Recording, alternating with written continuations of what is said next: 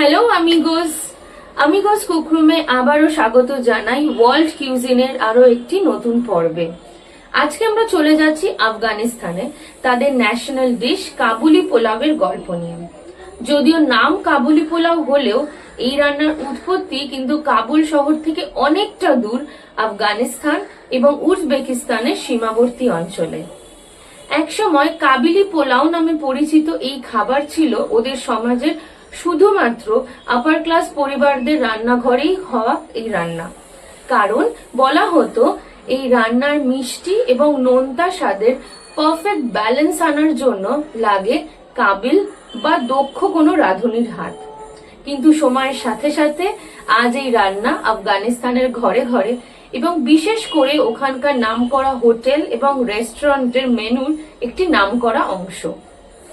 ইতিহাসের এই গল্প শুনতে শুনতে মনে হচ্ছে রান্না করাটা খুব কঠিন, কিন্তু আসলে কিন্তু এটি ততটাই ইজি এবং ইনগ্রিডিয়েন্টস আরোই সিম্পল।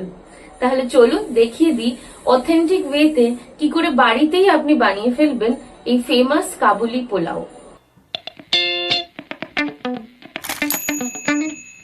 সবার আগে একটি মশলা রেডি করে নেব। তার জন্য তাওয়া গরম করে তাতে অ্যাড করছি 2 চামচ জিরে, 2টো বড় এলাচ, 10 থেকে 12টা গোটা লবঙ্গ এবং সবশেষে কিছুটা গোটা গোলমরিচ। গোটা মশলাগুলো ড্রাই রোস্ট করা হয়ে গেলে তা ঠান্ডা করে একদম ফাইন পাউডার করে রেখে দিয়েছি এবং চলে যাচ্ছি রান্নার নেক্সট স্টেপে। এবার একটি প্রেসার কুকারে সাদা তেল নিয়ে তাতে অ্যাড করছি কিছুটা ঘি। তেল এবং ঘিয়ের মিশ্রণ গরম হয়ে গেলে তাতে আমি অ্যাড করছি 3টে মিডিয়াম সাইজের পেঁয়াজ। আমি এখানে একদম ফাইনলি চপ করে নিয়েছি, বা যেটাকে আমরা স্লাইস করা বলি। পেঁয়াজ ভালো করে ভেজে নিতে হবে গোল্ডেন ব্রাউন বা ট্রান্সলুসেন্ট কালার আসা অবধি, কিন্তু বেরেস্তার পেঁয়াজের মতন কড়া ভাজা কিন্তু একদমই হবে না। দেখতেই পাচ্ছেন খুব সুন্দর একটা কালার এসছে, একদম হালকা পিঙ্কিশ কালার।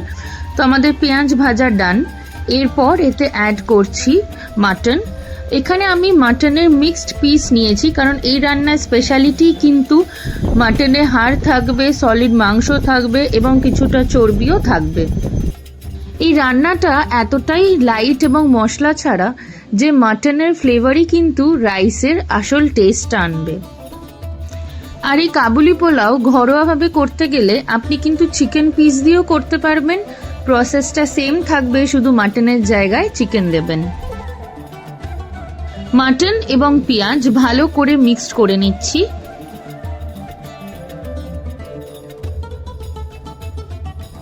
অ্যাড করছি স্বাদমতো নুন। এই সময় গ্যাসের ফ্লেম মিডিয়ামে রেখে সবকিছু ভালো করে মিক্সড করে ঢাকা খোলা অবস্থাতেই মাংস এবং পেঁয়াজ ভালো করে কষাতে হবে বেশ কিছুক্ষণ। কোনো রকম জল অ্যাড না করেই 15 থেকে 20 মিনিট মতন মাটন ভালো করে কষিয়ে নিতে হবে। এবং দেখতেই পাচ্ছেন কোনো মশলা অ্যাড না করেই কিন্তু মাটনের রং একদম পাল্টে গেছে। মাটন সেদ্ধ হওয়ার জন্য দিয়ে দিচ্ছি পরিমাণ মতন জল। এই সময় গ্যাসের ফ্লেম হাইতে রেখে প্রেসার কুক করতে হবে মাটন 90% সেদ্ধ হওয়া অবধি। প্রায় 7 থেকে 8টা হুইসেল পর মাটন প্রায় সেদ্ধ হয়ে গেছে, বাকিটা পোলাওয়ের সাথে হবে। তাই এই সময় গ্যাসের ফ্লেম অফ করে মাটন এবং ইয়াকনি দুটো আলাদা ভাগে রেখে চলে যাচ্ছি নেক্সট স্টেপে।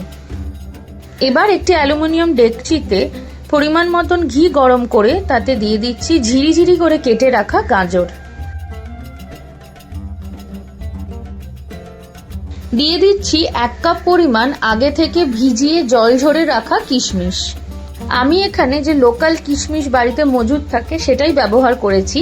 আপনারা চাইলে কিন্তু কালো কিশমিশও ইউজ করতে পারেন, যেটা ওখানকার অথেন্টিক স্পেশালিটি। শুরুতেই বলেছি এই পোলাওয়ের বিশেষত্ব তার মিষ্টি এবং নোনতার একটা পারফেক্ট ব্যালেন্সকে নিয়ে। এখানে মিষ্টি বলতে গাজর এবং কিশমিশের নিজস্ব ক্যারামেলাইজ টেস্টের কথা বলা হয়েছে, যেটা এই পোলাওয়ের সিগনেচার ফ্লেভার।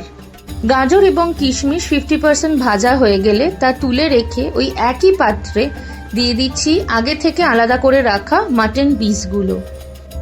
এবং দিয়ে দিচ্ছি আগে থেকেই ধুয়ে জল ঝরিয়ে রাখা বাসমতি চাল।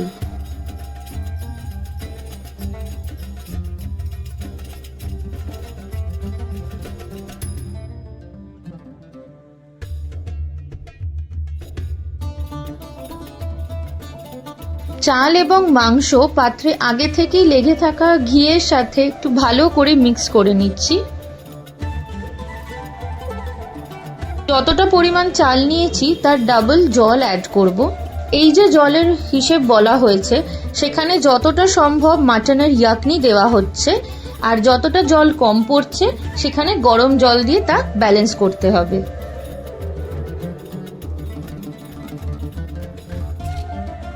এই জলের মধ্যে অ্যাড করছি পোলাওয়ের সেই স্পেশাল মশলা, যেটা আমি আগেই শুকনো খোলায় ভেজে গুঁড়ো করে রেখেছিলাম।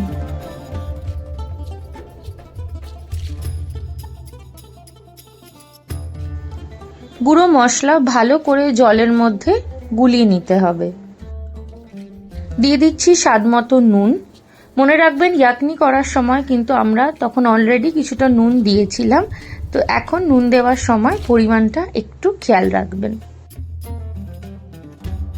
এই সময় গ্যাসের ফ্লেম মিডিয়াম টু হাইতে রেখে বিনা চাপায় 5 থেকে 10 মিনিট মতন জল এবং চাল ভালো করে ফুটিয়ে নিতে হবে। জল কিছুটা কমে আসলে এই সময় কোনো রকম ঘাঁটাঘাঁটি না করেই ভেজে রাখা গাজর এবং কিশমিশ ভাতের ওপরে ছড়িয়ে দিচ্ছি।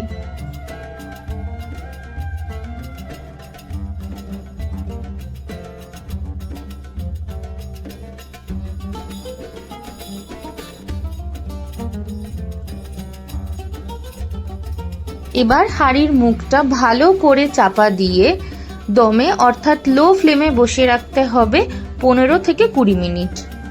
মাঝখানে আমি একবার ঢাকা খুলে ভাতটা চেক করে নিয়েছিলাম। আর বাস, এর সাথে সাথেই আফগানিস্তানের ন্যাশনাল ডিশ কাবুলি পোলাও কিন্তু রেডি। আর এটি প্রধানত সার্ভ করা হয় বোরানি বঞ্জন নামের বেগুনের এক সাইড ডিশ দিয়ে, যার রেসিপি আমি অলরেডি আগের এপিসোডে দেখিয়েছি এবং ফুল রেসিপি লিঙ্ক ডেসক্রিপশন বক্সেও দেওয়া আছে।